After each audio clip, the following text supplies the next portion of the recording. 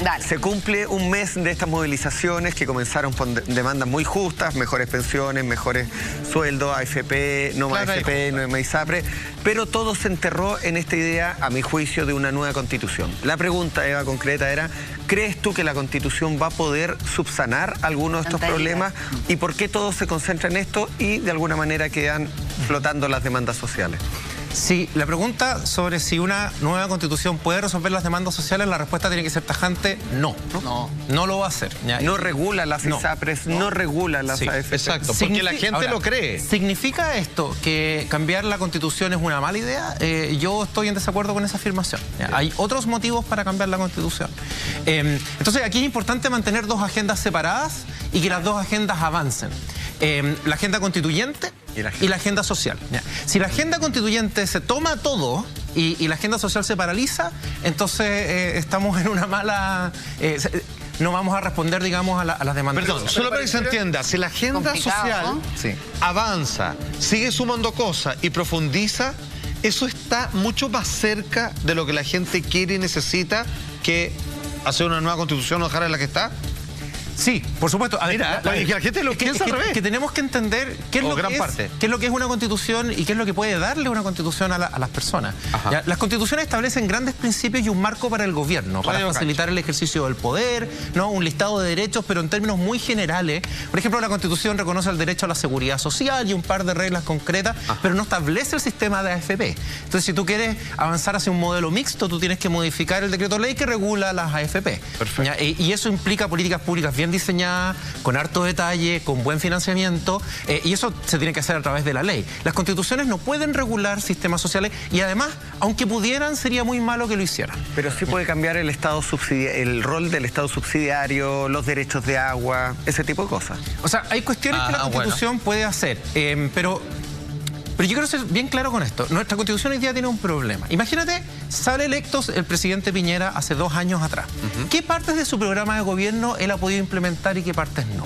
Tú te das cuenta que las grandes promesas que él había hecho en materia tributaria, en materia de pensiones, estaban todas entrampadas en el Congreso. ¿Sí? ¿Por qué se produce eso? Porque nuestra constitución impide que el presidente pueda formar coaliciones legislativas para implementar su programa. ¿Ya? Eso es importante porque eso hace que las promesas de las campañas presidenciales después no se puedan cumplir. Claro. ¿Por qué se produce eso? Se produce porque hoy día tenemos un sistema presidencial fuerte, acompañado por un multipartidismo muy grande, sobre todo a partir de la reforma al sistema electoral que tuvimos el año 2015. Entonces, el gran problema de la Constitución hoy día es que no establece buenos mecanismos para que los políticos formen coaliciones que les permitan implementar sus programas. O sea, necesitamos las dos, por carriles paralelos. Claro, entonces queremos arreglar ese problema que es de largo plazo, ¿no? Para que los presidentes futuros que sean electos puedan cumplir sus promesas de construir estas coaliciones. Y por otro lado, necesitamos responder a la crisis ya, ¿no? A las demandas que están en la calle hoy día. Pero lo que pasa es que yo creo que acá hay una gran confusión generalizada. Yo creo que hoy día esta creación o este acuerdo para una nueva constitución, siento que alivia a mucha gente pensando que desde ese lado pueden venir las respuestas o soluciones a las demandas sociales. Sí. Entonces es una trampa, entre comillas, en la que nos estamos metiendo solos. Eva, es muy importante no jugar con las expectativas de la población. Porque si tú crees que la Constitución va a resolver esos problemas, te vas a frustrar enormemente. Lo que pasa es que es muy bueno como son los políticos, para hacer que te mueven una mano, pero la otra están realmente muñequeando. Ganando tiempo. Claro, ganando tiempo. Me parece que nos va a tener hablando esto hasta abril. Y los problemas reales de las personas van a seguir existiendo porque créeme que nadie, ni Piñera, ni ningún tipo de presidente va a poder cambiar la AFP y la ISAPRES de un día para otro. Por lo que significan y por también lo que significan para la economía chilena. Nunca van a decir que son tremendos bastones de cómo se hacen las cosas en Chile, sin embargo, nadie las puede llegar y modificar. El negocio es muy bueno, por algo esas personas se dedican a hacer ese tipo de negocios. Entonces me parece que distraernos un buen rato, vamos a estar aprendiendo respecto a la Asamblea Constituyente, a cómo tiene que ser la Constitución, a revisar nuestra Constitución, que pasó a ser el libro más vendido de Chile. Entonces vamos a estar durante unos buenos meses dedicados solamente a conversar eso. Y creo que lo que decía Sergio es real. Esto tiene que ir en paralelo. Tiene que haber un grupo que se dedique a trabajar en los temas sociales que le importan a los ciudadanos y otro grupo a ver cómo se va a realizar este cambio de la Constitución, que a mí me parece que es importante, sí, pero también me parece que no es bueno tapar el sol con un dedo y no es bueno que las personas piensen que porque esto va a cambiar su expectativa y la forma en la que vive día a día. Ahora, también las constituciones tienen un valor simbólico. O sea, no solamente son normas jurídicas superiores que definen las reglas fundamentales en cómo se organiza el poder.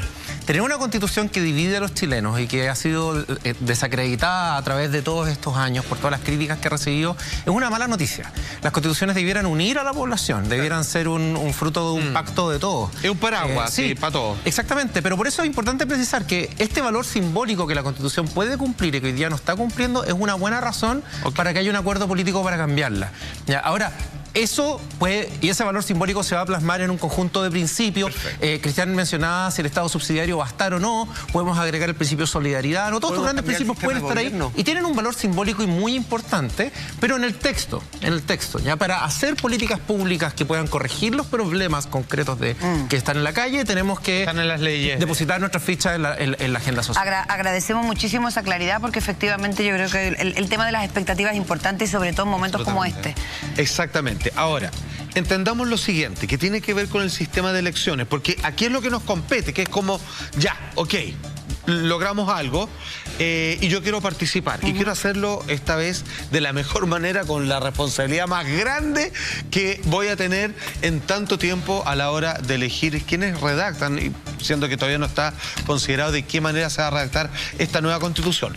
Atención con el siguiente escrito, porque aquí es donde comenzamos a entender los procesos de cómo se construye este nuevo paraguas o constitución que alberga, digamos, el rayado de canchas de cómo operan los poderes dentro de un país. La elección de los miembros de ambas instancias, sea un mixto o constituyente, se va a realizar en octubre del 2020. O sea, en abril es para que tú digas, ¿nueva constitución? Sí, por ejemplo. Mixta o tate, mixta. Ok. Octubre del 2020. Entonces dijeron, ya, la gente votó en abril. Simultáneamente con las elecciones municipales. Ah, perfecto. Vas a tener una sábana de alternativas y cosas para vos. Convenientemente, ya empezamos a entender algunas cosas. Ya, esto se va a realizar en octubre del 2020, ¿cierto? En un año más aproximadamente. Conjuntamente con elecciones regionales y municipales, como decía Sergio, bajo sufragio universal con el mismo sistema electoral que rige para diputados. Y le tengo una pregunta de inmediato, y esto es algo que a mí me preocupa. Ok, supongo que fue mixto. Entonces están los políticos, digamos, los que están dentro de las redes, los mismos de siempre, y otras personas como un inspector de colegio, la señora Juanita, cualquiera de los que estamos acá, en fin, ¿cierto? Algunos con mejor conocimiento en esta expertise. ¿Qué pasa con el sistema? Mira la pregunta que le voy a hacer. Que rige la publicidad que yo puedo hacer en términos de campaña, así como elige a Pepito, que él sí sabe lo que le hace falta a tu barrio. ¿Como la campaña? Claro, y que si detrás de eso no va a haber un político así como, ya vecino, usted nos pone, por favor, ¿cómo se regula eso de cuando yo tengo que votar y digo, ¿y por quién voto si no conozco a nadie? ¿Cómo se reglamenta eso? Mira, hoy día tenemos un conjunto de leyes que regulan las elecciones y regulan muchos detalles de las elecciones que podrían eventualmente ser aplicadas, pero el acuerdo político no define si se van a aplicar esas normas. Yo creo que estas son cosas que va a tener que definir la comisión técnica, pero son cosas muy importantes.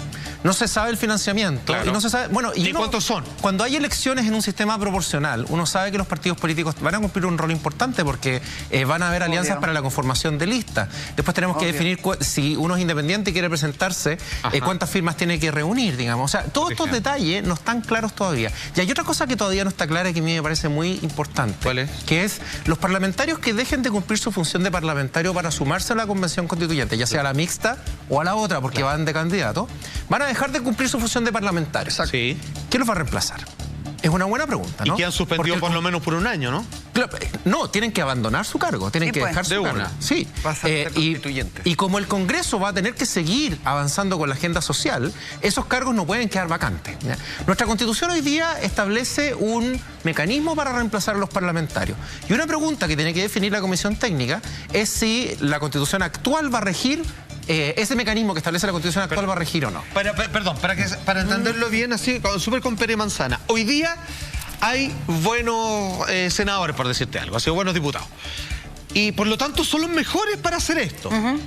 Pero para hacer esto voy a tener que sacar a los mejores, mira, para que se entienda nomás, y voy a tener que dejar a los peores, siguiendo con este trabajo que sigue pendiente. Entonces, es bien delicado la elección de ellos, que son los mejores preparados para estos efectos, pero que finalmente dejó no a los mejores siguiendo en el trabajo. Yo acá tengo el Congreso, ¿no? Ajá. El Congreso Nacional. Ya. Y acá voy a tener funcionando a una convención, que va a ser la convención mixta o la convención... Ya. Perfecto. Del Congreso Nacional hay algunos parlamentarios que van a estar interesados en integrar la convención. De todas si la convención es mixta, varios de ellos van a tener que ir. Si la convención es electa completamente y no mixta, ellos igual pueden ir a las campañas, igual pueden presentarse. Mira. Entonces se va a producir un fenómeno donde vamos a tener a legisladores que se van a migrar, claro. Van a migrar, claro. Entonces, personas que han estado con la idea de la Asamblea Constituyente, por ejemplo, desde hace muchos años, es altamente probable que tengan que quieran participar acá. Pero, entonces aquí el Congreso va a quedar con hartos cargos vacantes. ¿Ya? ¿Cómo los reemplaza? La pregunta es cómo los reemplaza. El acuerdo político no lo determina. Hoy día la Constitución tiene una regla. La regla actual es que el reemplazante de las vacantes es designado por el partido político al que pertenece esa persona. Exacto. Claro, ¿qué podría pasar si alguien se enfermara o muriese, por ejemplo? Claro. Y si tú, por ejemplo, o te nombran ministro, ¿no? Te nombran ministro, tu cargo queda vacante, el partido político nombra a tu reemplazante. Y si tú eres independiente, tú tienes que haber designado un partido político cuando presentaste tu candidatura para efectos de que te reemplace. Y si tú no designaste a nadie y fuiste realmente independiente, el cargo queda vacante, no se reemplaza. Esa es la regla actual. Yo creo que esta es una regla que es poco popular. Es una regla que ha sido bastante rechazada. Es una regla que tenemos desde el año 2005, la reforma la reforma del presidente Lagos. El acuerdo político no determina si este sistema que hoy día existe va a regir o vamos a tener un sistema distinto. Pero podría pasar eventualmente, por ejemplo, Giorgio Jackson. Giorgio Jackson es posible que él diga, oye, yo voy a querer irme para acá. Su cargo, ¿quién lo va a reemplazar? Bueno, su partido político, Revolución Democrática, tendrá que determinar quién lo va a reemplazar si es que se sigue este sistema. Pero eso es bastante injusto porque finalmente se puede terminar siendo que las personas que reemplacen y que llenen esos espacios sean por favores políticos o simplemente por algún tipo de candidato que nunca logró ganar ese espacio y finalmente el partido lo coloca ahí y las personas que votaron por la persona que se cambia hacia la otra asamblea, finalmente termina siendo algo muy poco democrático. Me parece que lo ideal sería que el mismo votante y la misma persona que eligió al que se va a cambiar tenga cierta injerencia en que ese puesto sea usado por alguien que sea idóneo a los intereses del votante. Ahora, podríamos haber optado por distintos mecanismos. El acuerdo podría haber determinado que los legisladores no integren la convención también, para que no se produzca este problema, digamos. Ahora, si es que se da, si un diputado, un senador pasa a ser constituyente en esta convención mixta constitucional, ¿qué pasa con el asambleísta, por ejemplo, tú, Lama? Tú eres una persona con sensibilidad social, comunicadora. Hay gente que pueden decir, ¿sabes qué? A mí me gustaría que Lama me representara para que viera algunos puntos de la Constitución. Representa a Charlie, por lo menos. Exacto, por cualquier persona. Y te presenta. Puede sonar duro lo que voy a decir, pero nadie vive por bolitas de dulce. Uno tiene cuentas que pagar, casas, hijos en el caso de otra persona. Es un trabajo. Los congresistas hoy día, mientras no se bajen el sueldo, ¿cierto?, tienen una renta que es bastante alta. Los asambleístas, ¿qué renta van a tener? Porque si tú tienes una renta diferente, menor, vas a ser a congresistas o asambleístas de primera categoría y otros de segunda categoría. ¿Debiera ser similar a la dieta parlamentaria? Esto ya es una opinión personal, pero se ha discutido mucho al respecto de los delegados de la convención van a recibir una remuneración y hay quienes están proponiendo que trabajen de forma gratuita. A mí me parece que eso es una muy mala idea. Sí, yo también estoy de acuerdo. O sea, si tú de verdad quieres que ciudadanos independientes lleguen ahí y trabajen por 9 meses y después, o por 3 meses más, tú tienes que pagarles más. Tú tienes que pagarles y ojalá que pagarles un muy buen sueldo. Hoy día estamos discutiendo si vamos a reducir o no la dieta parlamentaria. A mí me parecería una buena señal que el equivalente de la dieta parlamentaria se le pague a los delegados. Después de que esta dieta se reduzca. Pero sea el parámetro. Es importante precisar que es un logro democrático, es un avance democrático el poder remunerar a los políticos. En el pasado, bajo la Constitución del 33, los políticos no eran remunerados, trabajaban gratis. ¿Y qué pasó? Bueno, solamente los privilegiados no podían acceder a la política. ¿Quiénes pueden darse el gusto de trabajar gratis? Las personas millonarias. Claro. Entonces, es un logro democrático. O los que son coimeables. O sea, es muy peligroso que no tengan un buen sueldo estas personas. No traducido como antes, pero porque si no, van a empezar a sacar sus dineros a través de favores. O sea, es muy corruptible. Es posible que el sistema de la gente que sea gratis. Además de injusto, porque están trabajando. O sea, además de injusto, yo no conozco a nadie que trabaje sin remuneración. Pero ¿sabes qué? Lo que dice Salfa es más peligroso porque podría efectivamente ser subsidiado por alguien. Así es. Y ahí es mucho más peligroso. O sea, las personas necesitan vivir, ¿no? Y si tú eres millonario te da lo mismo, pero si tú no eres millonario y tienes que pagar las cuentas a fin de mes, claro. Que proteja tu integridad en el fondo. Y además que uno de los puntos es que la persona que se presente como asambleísta no puede tener un cargo público, tengo entendido, en un año siguiente. Sí, entonces exacto, van a ser personas, porque esta cuestión, digamos las cosas como son, van a ser políticos o del mundo de la política. Más allá de algunos representantes, ojalá que hayan de pueblo originario, ojalá que hayan del mundo de la cultura, ojalá que sea paritario en el sentido hombres, mujeres, pero va a ser gente que va a estar vinculado, que va a tener un interés. La persona que está viendo ahora este programa es una persona que tiene interés constitucional y esa persona quizás también se puede presentar, pero el político va a quedar inhabilitado durante un tiempo importante.